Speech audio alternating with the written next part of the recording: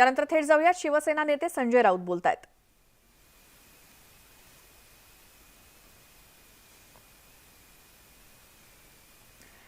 कालच संजय राऊत यांची ईडीकडून तब्बल 9 ते 10 तास चौकशी झाली आणि या चौकशीला पूर्णपणे सहकार्य केल्याचं त्यांनी कालच सांगितलं। यानंतर जरी बोलवलं तरी देखील मी जाईन असं संजय राऊत म्हणाले। आणि आता ते माध्यमांशी बोलतायत। कालच्या ईडी चौकशी संदर्भात काय म्हणतात किंवा मग शिवसेनेचे जे 12 खासदार हे भाजपच्या संपर्कात असल्याचं जे वृत्त आलंय त्या संदर्भात संजय राऊतांची काय प्रतिक्रिया आपण जाणून घेऊच। मात्र तो सांगतो की तू काय केलं नाहीये, तुम्ही काय केलेलं नाहीये, तुम्ही निर्भयपणे चौकशी यंत्रणांना सामोरं जायला पाहिजे। आणि त्यात आत्मविश्वासाने मी गेलो आणि 10 तासानंतर बाहेर आलो। मलाही मार्ग होता गुवाहाटीला जाण्याचा, बरं का, प्रयत्न झाले ना या ईडी, पण आम्ही नाही गेलो। आम्ही बाळासाहेब ठाकरे, माननीय उद्धव ठाकरे, शिवसेना यांच्याबरोबर राहिलो। स्वाभिमानाच्या गोष्टी करायच्या,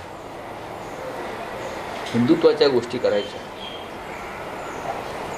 आणि अशा पद्धतीने वागायचं हे आमच्या रक्तात नाही। प्राण जाय पर वचन न जाय हे आम्हाला बाळासाहेबांनी आणि हिंदुत्वाने शिकवलेलं आहे। त्याच्यानुसार मला एक तर मी अत्यंत या बाबतीमध्ये बेदर आहे आणि मित्रांनाही सांगत असतो, जर सत्य तुमच्या बाजूने असेल तर घाबरायचं कारण नाही। मी तर काल अधिकाऱ्यांना सांगितलं मी बॅग भरून आलेलो आहे आणि मी घाबरणार नाही। पण तुम्हाला जे हवं आहे ते प्रश्न तुम्ही मला विचारू शकता, अडचण नाही काय। तुम्ही तुमची ड्युटी करा, तुमचं कर्तव्य करा, मी माझं कर्तव्य करा। अशा तऱ्हेने कालचा दिवस गेला। ठीक आहे सर, ज्या पद्धतीनं एकनाथ शिंदे मुख्यमंत्री झालेले आहेत कुठे ना कुठेतरी आता सगळीकडे बॅनर्स लागले, ठाण्यात जे बॅनर्स लागले त्यात उद्धव ठाकरे यांचा देखील फोटो आहे। त्याने जो गुन्हा केलेला आहे त्याची खतखत आहे की आपण चुकलोय, आपण गुन्हा केला आहे, आपण आपल्या नेत्याला फसवलं आहे, आपण आपल्या शिवसैनिकांना फसवलं आहे। त्यातून हे सगळं सुरू आहे, लोकांना भ्रमिष्ट करण्याचं। ही भारतीय जनता पक्षाची स्ट्रॅटेजी आणि त्याच पद्धतीनं शिवसेनेतून बाहेर पडलेले जे लोक आहेत ते तसं वागण्याचा प्रयत्न करत आहेत। पण शेवटी या राज्याची जनता, हजारो लाखो शिवसैनिक, कडवट शिवसैनिक ते दूधखोळे नाही आहेत। पण त्याच्यावरती आता चर्चा न करता नवीन राज्य जे आलेलं आहे, नवीन विटी नवीन दांडू, त्यांनी त्यांचं काम करावं। महाराष्ट्राच्या संदर्भात, मुंबईच्या संदर्भात, भारतीय जनता पक्षाला जे हवं आहे की मुंबई त्यांना महाराष्ट्रापासून तोडायची आहे। मुंबईवरून शिवसेनेची जी ताकद आहे मुंबईवरची ती नष्ट करायची आहे आणि त्यासाठी तुम्ही तुमच्या खांद्यावर बंदूक ठेवून दिलेली आहे। तुम्ही स्पष्टपणे महाराष्ट्र जनतेला सांगायला हवं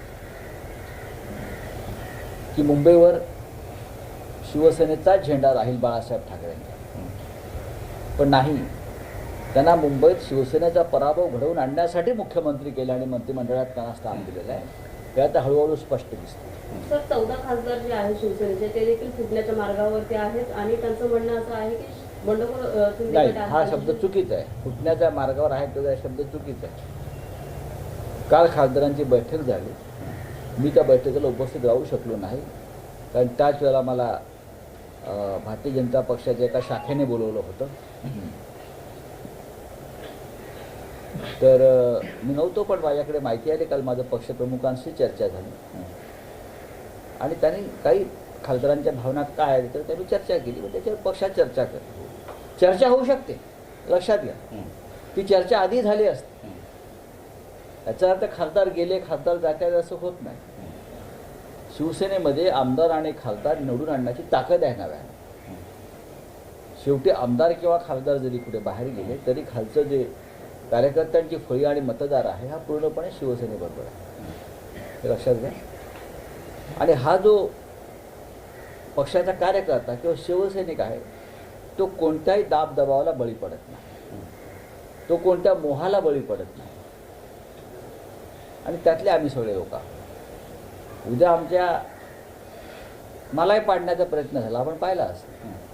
मला पाडण्याचा प्रयत्न झाला आणि मी पडलो असतो तरी मी शिवसेना सोडली नसती. मी उद्धव ठाकरे आणि शिवसेनेबरोबरच राहिलो असतो. मी बाळासाहेब ठाकरे यांच्या मूळ विचारांचा माणूस आहे. वरवरचे बुडबुडे आम्ही नाही आहोत. बुडबुडा आला आणि फुटला. जे बुडबुडे होते ते आता फुटले बाहेर जाऊन. त्याच्यामुळे ह्या चुकीच्या गोष्टी बातम्या बाहेर येत आहेत. खासदारांमध्ये चर्चा झाली, उद्धव ठाकरे यांच्यासमोर ती झाली आणि अशा चर्चेला शिवसेनेमध्ये मान्यता आहे.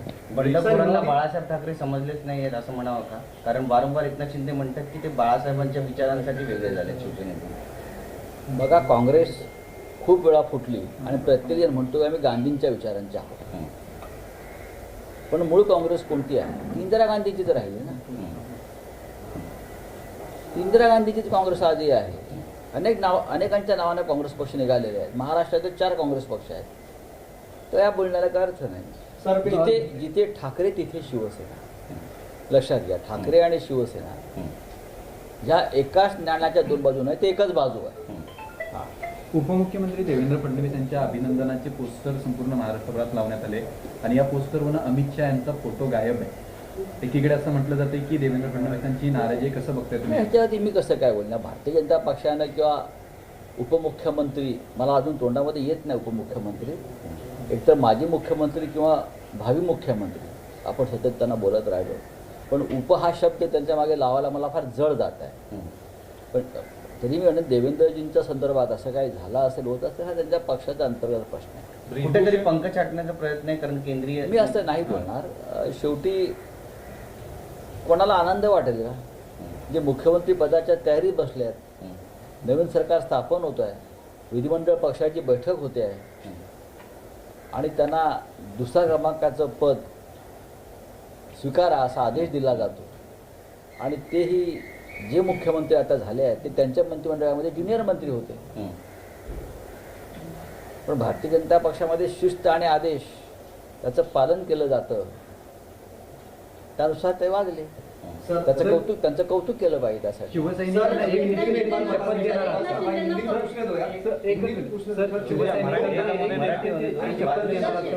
का? शिवसैनिकांना एकनिष्ठतेची शपथ देणार आहात का किंवा तशा पद्धतीचं काही पत्रक काढणार आहात का? कोण? शिवसेनेकडून चर्चा अशी होती. मला चर्चेविषयी माहीत नाही. शिवसैनिक एकनिष्ठच असतो. तर शिवसेना एकनाथ शिंदेना पदावरून काढलेला आहे, याबद्दल काय सांगाल? त्यात काय नाही. शिस्तभंगाची कारवाई आहे ती पक्षप्रमुखांच्या सहीनं झालेली आहे. पक्षाच्या कार्यकारिणीमध्ये ते नेते म्हणून त्यांची नेमणूक उद्धव ठाकरे यांनीच केली होती. माझी नेमणूक बाळासाहेब ठाकरेंनी केलेली आहे त्या काळात. पण नंतरच्या कार्यकारिणीमध्ये काही नेत्यांच्या नेमणुका उद्धव ठाकरे यांनी पक्षप्रमुखांच्या अधिकार कक्षेत ज्या गोष्टी आहेत त्यानुसार केल्या आहेत आणि त्याच अधिकारात त्यांनी काही नेत्यांना दूर केला असेल. आरे बचावसाठी संघर्ष. पाटणकरांना सरकार पडताच दिलासा देण्यात आलेला आहे. कोणाला? सीबीआयने एक क्लोजर रिपोर्ट फाईल केलाय हां, पुष्पक बुलियनच्या संदर्भात, ज्याच्यात पाटणकरांचं नाव आलंय. Clean chit. क्लीन चिट आहे ना, मग चांगलं आहे ना. त्यात तुम्हाला काय दुःख व्हायचं काय? सर, ब्रिजभूषण सिंग यांचं अध्यक्षपद असलेल्या भारतीय कुस्तीगीर संघटनेनं महाराष्ट्र कुस्तीगीर संघटना बरखास्त केली आहे, ज्याचे अध्यक्ष शरद पवार होते. नाही, ठीक आहे, त्याच्याविषयी मी बोलणार नाही. माननीय पवार साहेब बोलू शकतो. आरे कारशेडचा विषय होता. एक मिनिट. कल 10 सर. घंटे आपसे पूछताछ की ईडी ने, क्या दोबारा बुलाया गया है और किस मामले में ये पूरी बात ऐसी है कि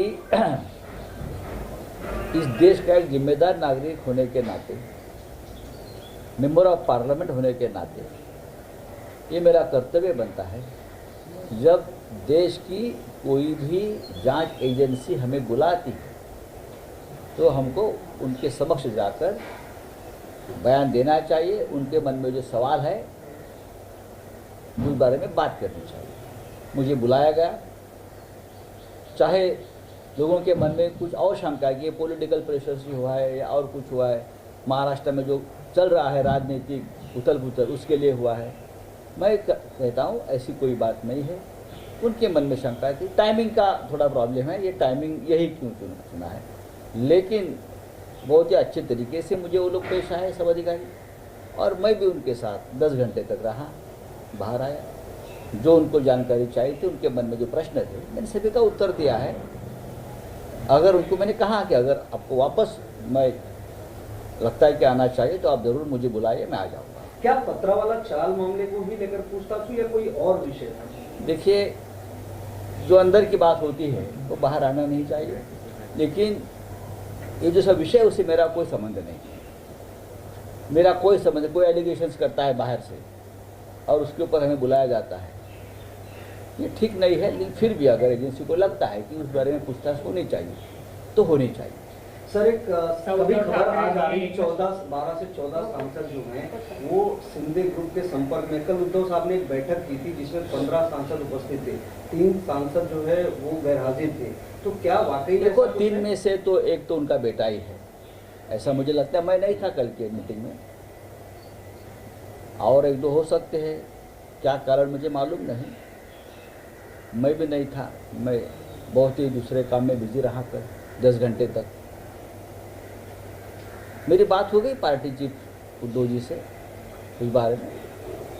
अगर किसी के मन में कोई नई भावना आती है तो पार्टी चीफ से बात कर सकते हैं, भाग कर नहीं जा सकते ना। जैसे अब गुवाहाटी या ये सब जो डेस्टिनेशन बनाए हैं पॉलिटिकल टूरिज्म के, वहाँ नहीं जाएंगे हमारे खासदार लोग।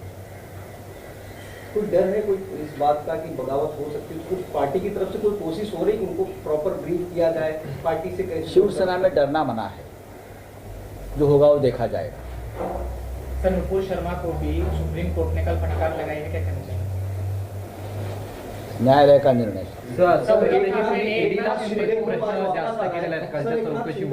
कोणी सांगितलं? अशी एक चर्चा आहे की तुम्हीच ईडीला जास्त प्रश्न केले आहेत.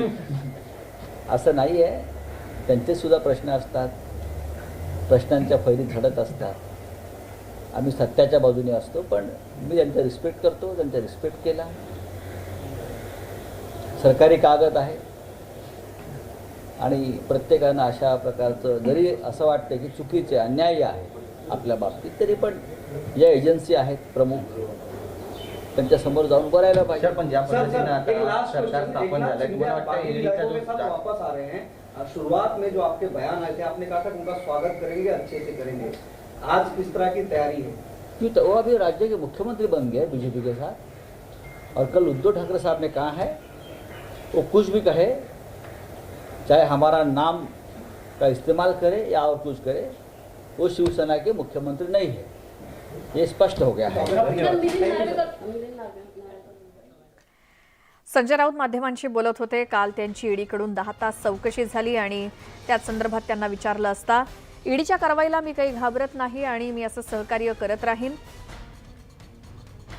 आणि राज्यातल्या राजकारणासंदर्भात विचारलेल्या निरनिराळ्या प्रश्नांना संजय राऊत यांनी उत्तरं दिली आहेत. इथे एक छोटासा ब्रेक घेऊन इतर घडामोडींसह लगेचच परत येऊया. तुम्ही पाहता मुद्दा महाराष्ट्राचा.